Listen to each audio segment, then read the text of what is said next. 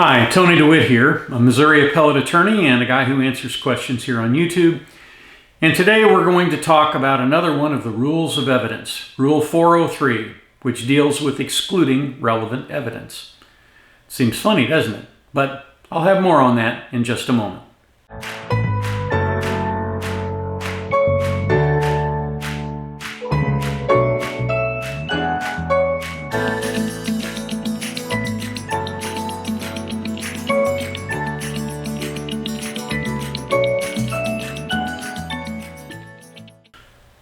Rule 403 of the Federal Rules of Evidence is titled Excluding Relevant Evidence for Prejudice, Confusion, Waste of Time, or Other Reasons. And here's what the text of the rule says. The court may exclude relevant evidence if its probative value is substantially outweighed by a danger of one or more of the following: unfair prejudice, confusing the issues, misleading the jury, undue delay, wasting time, or needlessly presenting cumulative evidence. So, how does this rule apply? Well, what it really means is that the trial court has some discretion in when it can limit even evidence that is otherwise admissible. So what this really means is that a trial judge gets a lot of discretion as to what kind of evidence he admits and what kind of evidence he keeps out. And a lot of that has to do with the application of this rule. Now, what is probative value? Probative value means the ability to prove something. An item of evidence has probative value if it tends to make something more probable or less probable. For example, the amount of money that is paid to an expert witness may have probative value with regard to whether his testimony is being bought and paid for or whether he's merely being compensated for his time. That's probative value.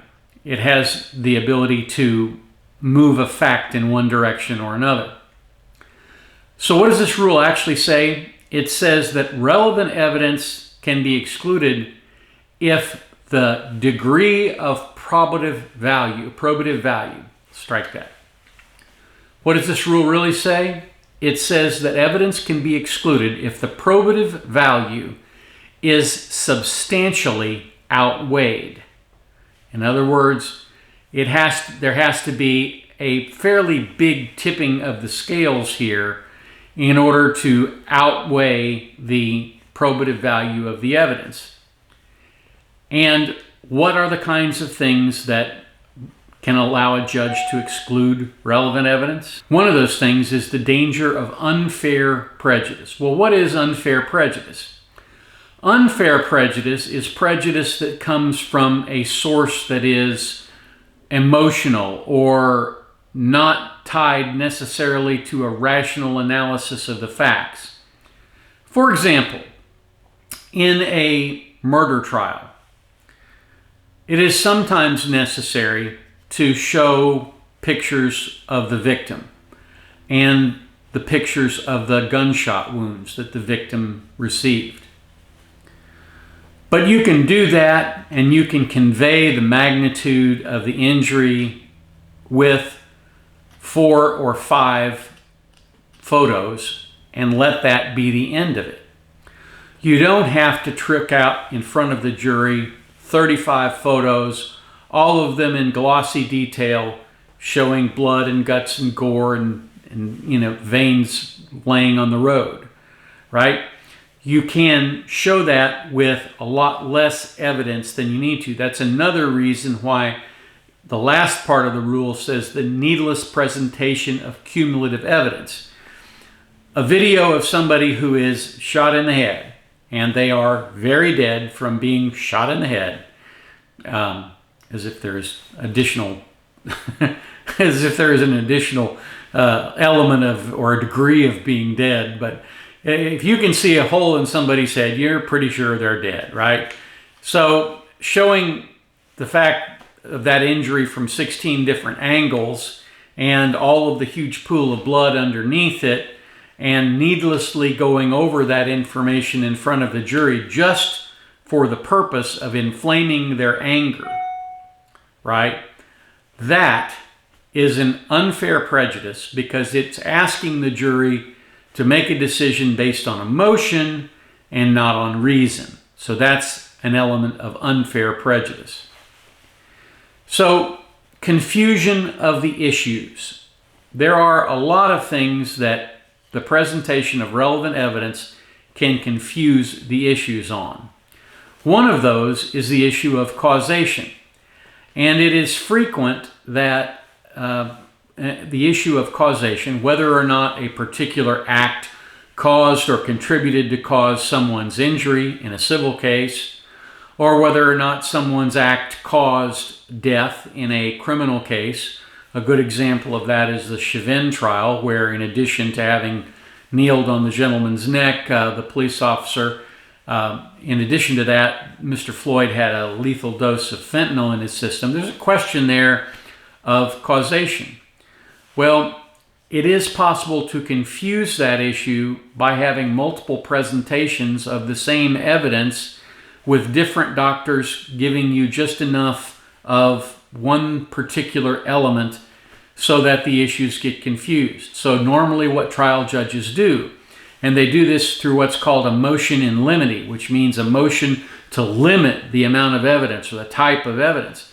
They'll say you can bring in 2 doctors, but they have to cover the field on the issue of causation. And that's how these kinds of issues are normally handled pre-trial. Misleading the jury. It is possible to mislead the jury with evidence. I know a lot of people feel like the fact that in George Floyd's case and Derek Chauvin's case, the idea that he had a lethal dose of fentanyl in his system was an attempt to mislead the jury because everybody saw that video and they believe that video is conclusive. But the trial judge saw that differently and allowed, to a certain extent, the admission of the evidence of the fentanyl. And that's a good thing. But there are situations where the introduction of evidence can mislead a jury, and we want to try and prevent that as much as possible. Undue delay.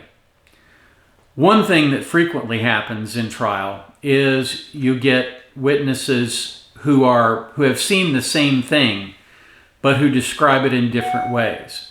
And for example, in a traffic accident, there might have been 4 people standing on the street. And to put all 4 of those people up on the stand to go through what happened on that day, second by second, what they saw, where they stood, what they heard, what they believed, that kind of thing, that would be an undue waste of time. And it would be a delay. It would just delay the jury in getting to the resolution of the issues. So courts want evidence to come in with reasonable alacrity, and they want to have it come in so that it doesn't confuse the jury and there's not a needless presentation of a lot of cumulative evidence. That's what this rule is here to do. It's here to move the trial along and get the case through to completion. So that's Rule 403, the exclusion of relevant evidence because of prejudice, confusion, waste of time, or other reasons. I would hope that if you've gotten to this point, you've enjoyed the video. If you would, I'd really appreciate it if you hit the like button. Hitting the like button makes you feel good all over, and what the heck, it doesn't cost you a thing, right? And in addition, it makes it easier for me to make more of these videos. I find that people like them. I will continue to make them on these kinds of topics. Finally, if you haven't already subscribed to the channel, I would really appreciate it if you would, because it does help me, and at some point in time, I would like to get this channel monetized. And obviously, the more subscribers I have, the better that is. Share this channel, share the video if you find it helpful or relevant, and please feel free to leave any comments down below because comments tend to feed the YouTube algorithm. Thank you so much for watching. Have a great day.